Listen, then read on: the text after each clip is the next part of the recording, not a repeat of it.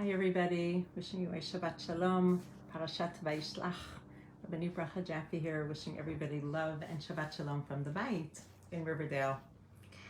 There's a very well-known passage in this week's parasha where Yaakov, somehow when he's transporting his family on his way to meet Esav, his brother, on his way back to Eretz Canaan, to Israel, he somehow gets left on his own. Vayivater Yaakov livado. And then this is at night, and he wrestles with an Ish, who we believe is an angel. At the end of this wrestling match, the Ish touches Yaakov's thigh, or perhaps some other part in his body, and moves that area out of joint. And right away, the next morning, it says in chapter 32, verse 33. Verse 32, Vayishlach lo hashemesh, the sun came up, ka'asher avar et Penuel, when he passed the place called Penuel, v'hu tzolea lirecho, and Yaakov is limping. Al ken lo yochlu v'nei Yisrael et gid hanasheh. Therefore, b'nei Yisrael, the children of Israel, don't eat this gid hanasheh, the Jews. And we really don't eat, whether it's the sciatic nerve or something else, whatever it is, this special vein, this special sinew that's taken out, and that makes the meat kosher. Why? Because we need to remember and connect us all the way back to Yaakov, our forefather, which is a beautiful teaching, that we have a direct line, we connect the dots. The Radak, Rabbi David Kimchi, has such a beautiful explanation that really touched my heart. The Radak says like this,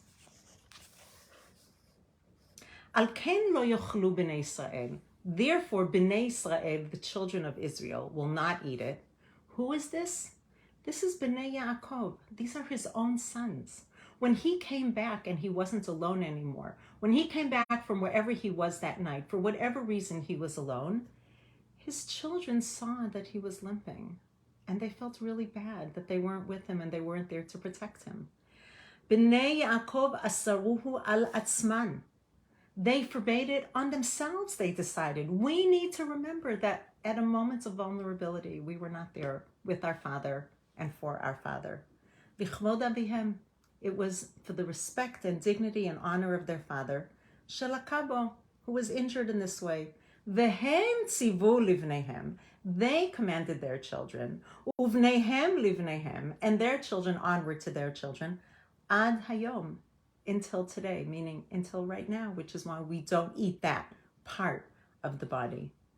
V'nesar lahem v'livnehem v'livnei v'nehem ad olam. That this wasn't a commandment from God, but rather that the children of Yaakov did this in honor and respect and showing their father that they were sorry. V'ketavo Moshe Rabbeinu b'Torah lilav. And Moshe, who wrote the Torah for God, wrote it as lav, something that is forbidden, kechad milavei haTorah al pi Hashem, the same as the level of what is forbidden to us, what is not allowed, that God said to us, aval, but because lefi shenesar kodem matan Torah, since it was forbidden before the Torah was actually given, katvo bimkomo lehodia hatam shenesar ba'avuro. Usually we don't need to know the reason for a mitzvah, whether positive or refraining commandment, but here this is before God gave us this commandment, because actually it was the children of Yaakov who gave us this commandment, and therefore Moshe wrote the reason for it, that the reason is out of respect. I thought this was such a beautiful teaching, that even though Yaakov was left by himself that night, and we have a famous song that he was left by himself,